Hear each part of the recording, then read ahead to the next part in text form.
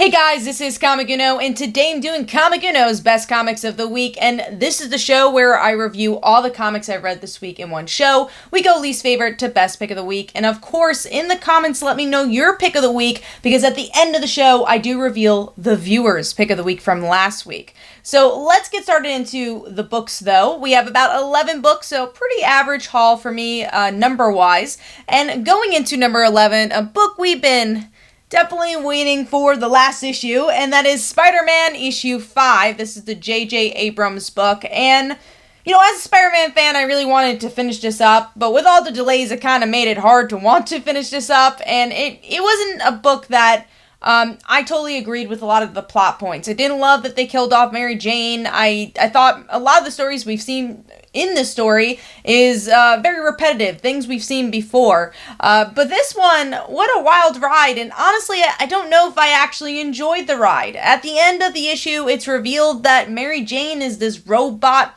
monster creature, and she was alive, and which we kind of knew because of the experimentation that they were showcasing throughout the series. And Peter dies in the end of the issue. It looks like MJ and the son is going to be Spider People by the end without Peter. It was interesting plot points. I just didn't really quite get how they got there, and I don't know if I really felt invested in it. Again, I didn't really like Peter's son's characterization here. He kind of felt plain overall in the whole series, so his heroic moment and even reuniting with his mom, I just couldn't feel it here. So artwork was pretty solid though, but it was a bumpy ride for me. I'm giving Spider-Man issue 5 1.5 stars, and that is number 11. Moving on to number 10, and sadly to see this so low, because I really do usually like this title, but just not loving the arc, and that is Captain Marvel issue 24. This is still the future, I would even say Captain Marvel the End continuation arc, and this focuses on Namor's people and that version of the future.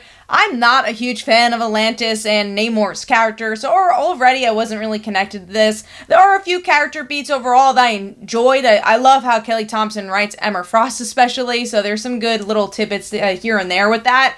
But overall, I thought it was just too many characters. You have Namor, this exposition scene about like how they got there. Ileana shows up in this issue. So there was just a lot going on. Enchantress, I believe, is in the end of this issue as well. So I felt a bit too cluttered for me. I wish the character moment shined a little bit more here, because there were some definitely good golden kernels like we always get with Kelly Thompson. But again, just not really feeling the plot for this one.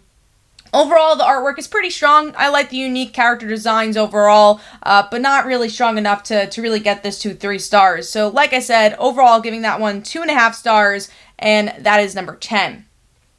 Moving on to number 9, which is The Amazing Spider-Man issue 54. I will say this issue started out pretty rocky for me. I really didn't like the dialogue. I thought that Spider-Man kind of went to 0 to 60 when he found out Harry was Kindred, and I didn't really like the dialogue of how he found out. He's like, well, I kind of knew there was no like shock factor, and I wish that kind of went differently. And then even some of the stuff he was saying didn't really feel Peter driven. It's like, oh, you're always this is a cliche between you and your dad. And I was like, I feel like this is his friend. I don't feel like he would have said that dialogue to him. So I didn't really like that. But the issue did pick up for me when we got to the thesis statement of, I would say, this whole series, which is, why is Kindred back? Why Sin Eater was even a villain here is because Peter is his own worst enemy. His sins and how he keeps making mistakes is really his biggest villain in this story. So I feel like Kindred in a lot of ways is just a mirror of Spider-Man. I thought that was really interesting. And then Mary Jane being in trouble in the end, which I don't love, but at least Mary Jane's involved in the book, and it shows that, again, everything Peter does, he always puts someone in danger, and what's his next move going to be? And what I enjoyed the most about it was probably the One More Day references here, where they talk about making a deal with the devil, and you think about, yeah, making the deal with the devil was to erase his past mistakes and sins and try to do better. And it obviously didn't work, and it always had to do with him, even though he kind of always blames other people. So I thought that was really interesting, at least Kindred's point of view on that, but I don't know if it really saved the issue for me or this run so far. Again, I do feel like most of the dialogue felt stilted. The artwork is not Bagley's strongest, and I feel like Harry and Peter's dynamic could be so much greater than this, and so far it's been pretty two-dimensional, and even the cliffhanger felt pretty two-dimensional. So giving this one 3 stars, and that is number 9, I believe? That was number 9.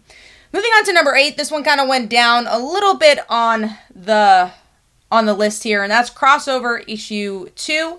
This one had a bit of an issue 2 slug, still really enjoying the concept of this series and how meta this book actually is, especially with just the opening, shouting out names like Brian K. Vaughan and Scott Snyder, I thought was really cool. And this is a bit of an exposition issue, though. There's a lot of things that were kind of explained in issue 1, expanded on here, like the potential romance and actual romance we're going to get between Ellie and the male character.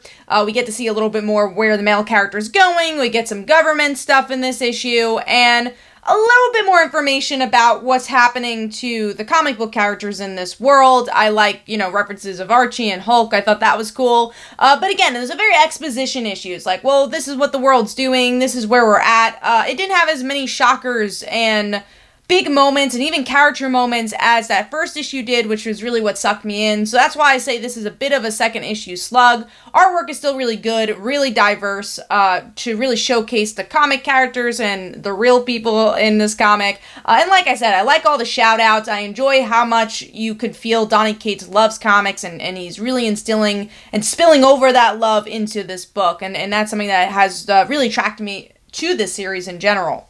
So Crossover issue 2 gets 3.5 stars, and that is number 8. Moving on to number 7, which is Homesick Pilots issue 1. This is actually probably my most anticipated book this week, so I was a little sad that it didn't make my top 5, but still a pretty solid book. I definitely like the punk rock aesthetic of this one. You feel it within the dialogue, definitely through the look and coloring of this book, and it's about 2 rival punk bands from the same high school, so it's not like they're making too much money and touring the world, but they got this, they're definitely rivals. And this haunted house, which kind of has like a Haunting of the Hill House vibe, where our main character Amy goes into the house. We find out she's an orphan, but at least a foster kid, and she turns into this like ghost-like creature. In the beginning of the issue, we find out she could control kind of like, I would call it a Zord. It's not really a mecha robot. It looks like something more mystical than that, but it kind of has that style and definitely that vibe of it. But yeah, her hair is white. She kind of looks like a ghost by the end. So that definitely attracted me to the book. I like the supporting characters for the most part. I don't know if anyone really spoke to me, and I think that's why this is a little lower. Even Amy's character, I think, the creators try to bring a little bit of a voice to her. But other than knowing that she's a foster kid, I didn't really get to be invested into her personality too much, but there's definitely a lot of good beats here that give me more than enough to want to pick up issue 2. Again, kind of this mecha Voltron vibe that we got going on, and then mixed with ghosts. There's definitely a lot of genres that usually don't colliding here, and I want to learn more about these characters and hopefully feel connected to them as the issues go on. And again, the artwork is really what spoke to me, and the coloring especially. I really love this kind of red mixed with black maroon type coloring, which I thought was really cool. So giving that 3.5 stars, and that is number 7.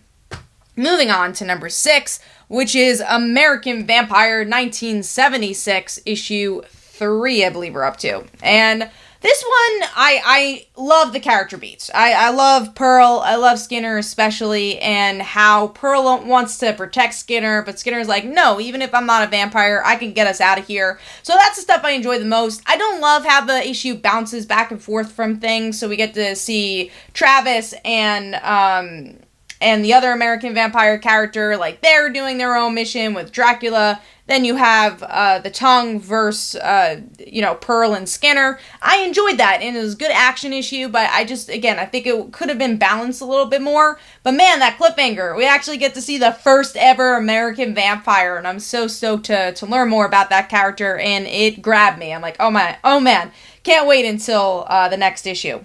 So, and also the artwork, as always, especially the action, really does a great job at transitioning from the vampire action to just like going back to human form. I love that stuff. So giving that 3.5 stars, and that is number 6.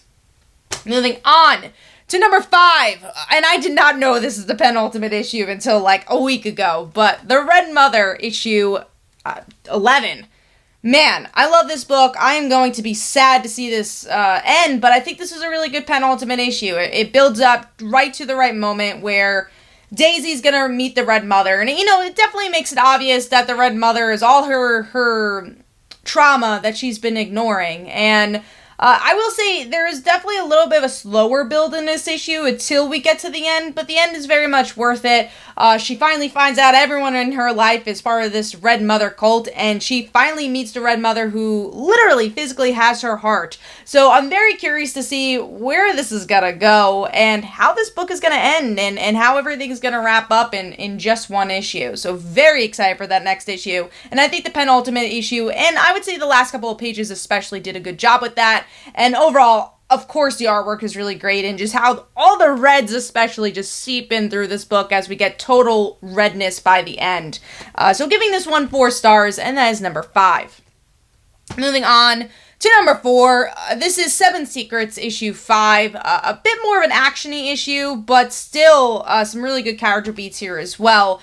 Because this is the aftermath of Amon, and finding out that one of the people from I guess their group is actually related, is the mother to Amon, is the mother of the villain, and we get a bit of a point of view with Casper.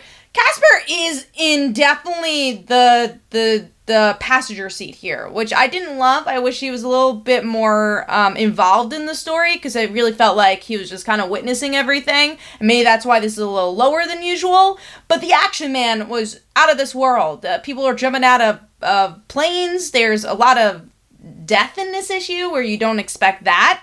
And then, we have some people that survive as well. You get a little bit more characterization from other holders as well. So it's not just Casper and his parents. So it really feels like this is a bigger world. It felt like a blockbuster in many ways. So honestly, you also kind of had like an Avatar / Korra vibe, which I really liked. And maybe because that's Daniele's kind of anime influence that's going on in the artwork, which I also love, and the emotions here. So overall, a really solid issue. Something that I think could have been a more sluggish issue. Did a good job at balancing story and action here, and dealing with the aftermath of some bigger revelations from the last issue. So giving that 4 stars, and that is number 4.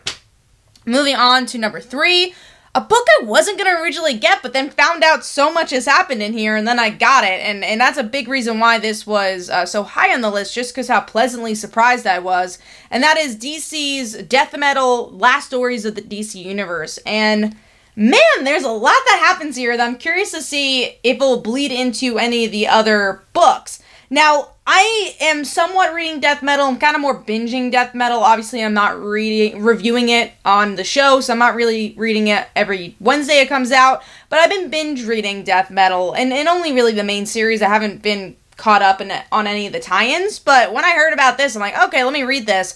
Honestly, very new reader friendly. Even if you're not reading Death Metal, I think you could very much understand what's going on. And there's a lot of characters that are affected. So first, it opens up with the Teen Titans, where we get to see literally every Teen Titan there's ever been. And Wally kind of joining the Teen Titans again. That's kind of the beginning and the ending of the book. And we have Roy Harper coming back to life, and obviously we're going to have to deal with that emotional beat from Wally. I'm glad that they're trying to redeem Wally a little bit here, just because of everything that happened with Heroes in Crisis, so I enjoyed that.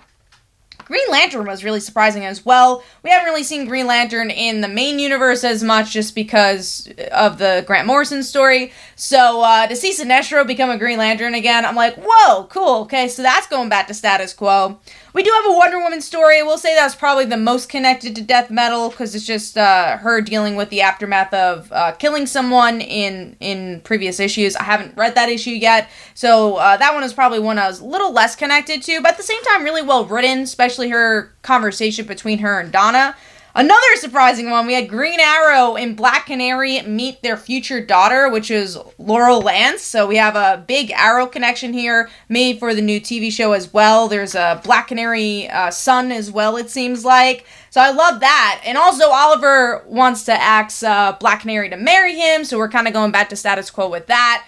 So loved the Green Arrow stuff. That was kind of a pleasant surprise that they were involved. Aquaman, I feel like not much happened in that story. Same thing for the Superman story. That was kind of by the numbers. And those are only two that were by the numbers. So that's really surprising with how many stories were in this one. Felt like a lot happened in each one.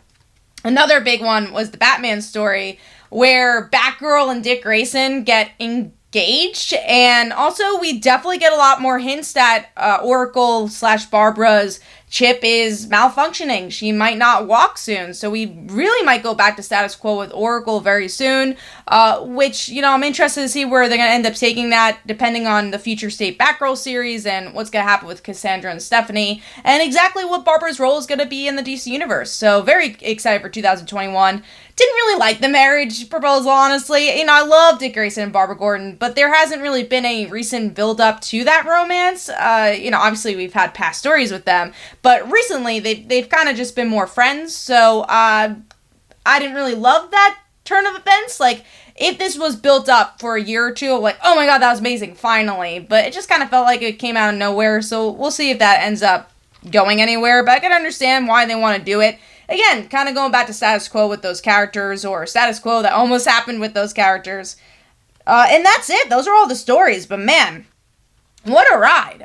Artwork was really solid throughout the whole thing. And again, there's just so many shocking moments. And if you're a DC fan, read this. This is really good. I'm excited to see if any of this is going to be affected after Future State or other titles when we see these characters. But man, this is probably my favorite death metal story. I really enjoyed it, and I'm glad that I picked it up. So giving that 4 stars, and that is number 3.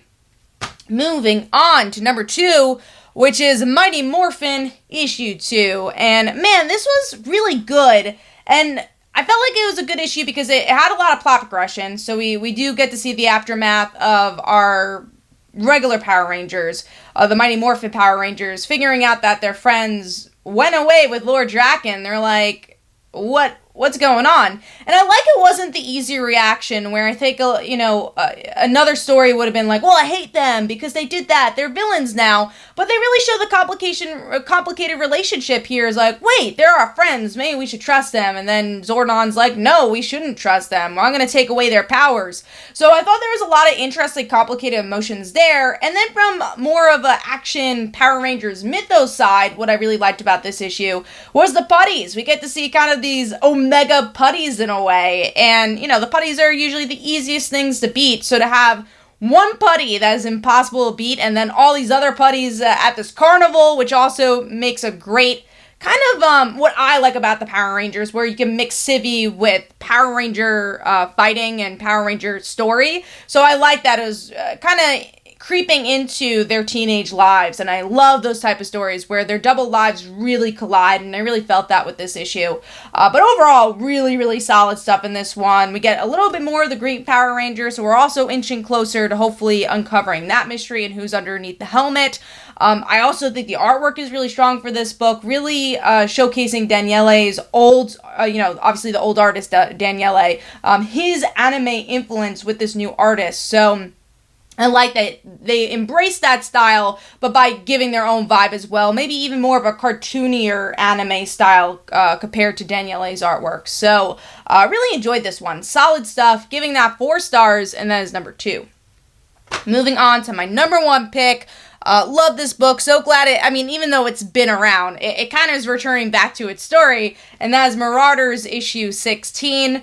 Because obviously Exosaurus happened, so we weren't really seeing the characters that were the star of this book. And we got Kitty Pryde and Emma Frost beating up Shaw. I loved it. I love this issue. I love their friendship, their dynamic, and maybe, who knows, hopefully a little bit more in the future with them.